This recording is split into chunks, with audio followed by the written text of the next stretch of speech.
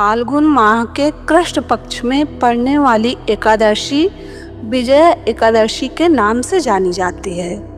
भगवान श्री राम जी ने लंका पर चढ़ाई करने से पूर्व समुद्र पार करने और रावण पर विजय प्राप्त करने के लिए महर्षि बकदलव के परामर्श पर विजया एकादशी का व्रत किया था। इस व्रत से शत्रुओं पर विजय, जीवन की बाधाओं से मुक्ति और मोक्ष की प्राप्ति होती है। तो 12 फरवरी 2026 गुरुवार को दोपहर 12:22 से 13 फरवरी शुक्रवार को दोपहर 2:25 तक एकादशी है। तो उदया तिथि को ध्यान में रखते हुए 13 फरवरी शुक्रवार को एकादशी का व्रत उपवास रखा जाएगा और 13 फरवरी शुक्रवार को विष्णुपदी कुंभ संक्रांति का संयोग सूर्योदय से दोपहर 12:41 तक है। पद्म पुराण में वर्णन है कि विष्णुपदी कुंभ संक्रांति के पुण्य काल में किया गया जप, ध्यान, स्नान और दान का पुण्य लाख गुना फलदायी होता है। यह सूर्य के कुंभ राशि में प्रवेश के समय मनाया जाने वाला एक अत्यंत महत्वपूर्ण और तपस्या का पर्व है, जो पापों का नाश करता है और आत्मा के उत्थान में सहायक और तपस्या के लिए सर्वोच्च समय माना जाता है। तो 13 फरवरी शुक्रवार को विष्णुपदी कुंभ संक्रांति के साथ विजया एकादशी का सुंदर समन्वय है, जिसका लाभ लीजिए। विजया एकादशी व्रत कथा। युधिष्ठिर ने पूछा, हे वासुदेव, फाल्गुन मास के कृष्ण पक्ष में किस नाम की एकादशी होती है और उसका व्रत करने की विधि क्या है? कृपया करके बताइए। भगवान श्री कृष्ण बोले, युधिष्ठिर, एक बार नारद जी ने ब्रह्मा जी से फाल्गुन मास के कृष्ण पक्ष की विजय एकादशी के व्रत से होने वाले पुण्य के बारे में पूछा था तथा ब्रह्मा जी ने इस व्रत के बारे में उन्हें जो कथा और विधि बताई थी उसे सुनो। ब्रह्मा जी ने कहा, नारद, यह व्रत बहुत ही प्राचीन, पवित्र और पापनाशक है। यह एकादशी राजाओं को विजय प्रदान करती है, इसमें तनिक भी संदेह नहीं है। त्रेता युग में मर्यादा पुरुषोत्तम श्री रामचंद्र जी जब लंका पर चढ़ाई करने के लिए समुद्र के किनारे पहुंचे, तब उन्हें समुद्र को पार करने का कोई उपाय नहीं सूझ रहा था। उन्होंने लक्ष्मण जी से पूछा, सुमित्रा नंदन, किस उपाय से इस समुद्र को पार किया जा सकता है?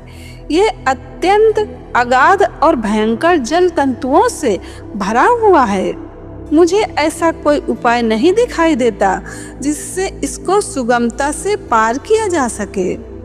लक्ष्मण जी बोले, हे प्रभु, आप ही आदिदेव और पुराण पुरुष पुरुषोत्तम हैं। आपसे क्या छिपा है? यहाँ से आधे योजन की दूरी पर कुमारी द्वीप में बकदाल्व नामक मुनि रहते हैं। आप उन प्राचीन मुनीश्वर के पास जाकर उन्हीं से इसका उपाय पूछिए। श्री राम जी महामुनि बकदाल्व के आश्रम पहुँचे और उन्होंने मुनि को प्रणाम किया। महर्षि ने प्रसन्न होकर श्री राम जी के आगमन का कारण पूछा। श्री रामचंद्र जी बोले, ब्राह्मण, मैं लंका पर चढ़ाई करने के उद्देश्य से अपनी सेना सहित यहाँ आया हूँ। मुने अब जिस प्रकार समुद्र पार किया जा सके, कृपया करके वह उपाय बताइए। बकदाल्व मुनि ने कहा, हे श्री राम जी, फाल्गुन मास के कृष्ण पक्ष में जो विजया नाम की एकादशी होती है, उसका व्रत करने से आपकी विजय होगी। निश्चय ही आप अपनी वानर सेना के साथ समुद्र को पार कर लेंगे।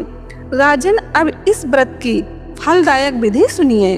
दशमी के दिन सोने, चांदी, तांबे अथवा मिट्टी का एक कलश स्थापित कर उस कलश को जल से भरकर उसमें पल्लव डाल दें। उसके ऊपर भगवान नारायण के स्वर्णमय विग्रह की स्थापना करें। फिर एकादशी के दिन प्रातः काल स्नान करें। कलश को पुनः स्थापित करें। माला, चंदन, सुपारी तथा नारियल आदि के द्वारा विशेष रूप से उसका पूजन करें। कलश के ऊपर सप्तधान और जौ रखें। गंध, धूप, दीप और भांति भांति के नैवेद्य से पूजन करें। कलश के सामने बैठकर उत्तम कथा, वार्ता आदि के द्वारा सारा दिन व्यतीत करें और रात में भी वहां जागरण करें। अखंड व्रत की सिद्धि के लिए घी का दीपक जलाएं।